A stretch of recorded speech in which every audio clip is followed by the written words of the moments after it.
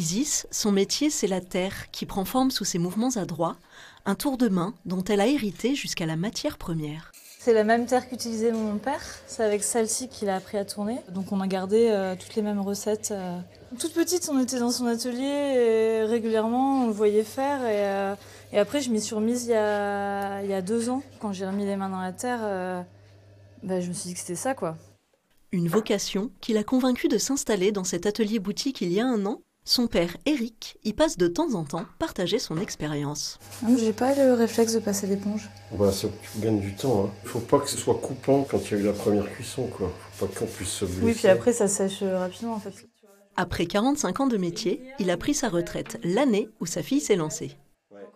Quand vous avez vos enfants qui font la même chose que vous avez fait, vous connaissez toutes les galères du métier.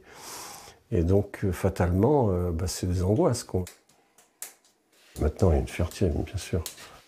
C'est plaisant, hein, c'est un peu ce que je faisais qui continue, quoi. Hein.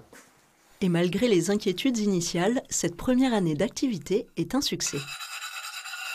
Depuis quelques semaines, les fournées s'enchaînent. Il y a 12 heures de cuisson, de montée en température, et ensuite il y a bien le double de redescente en température. Donc du coup, je ne peux pas cuire tous les jours. Mais là, vu qu'il y a Noël qui arrive, c'est vrai que je fais bien une cuisson au moins par semaine. Ouais.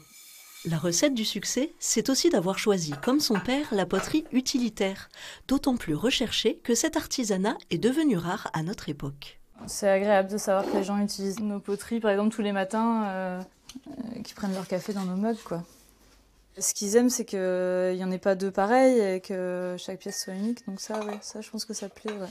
Et je pense que la transmission aussi. J'ai des clients à mon père qui rentrent dans la boutique parfois sans savoir que je suis sa fille, du coup, et qui me disent qu'ils connaissaient un potier, qui faisait le même style, etc. Donc souvent, je leur dis que c'est mon père. Et les gens sont contents de retrouver la même pâte, quoi.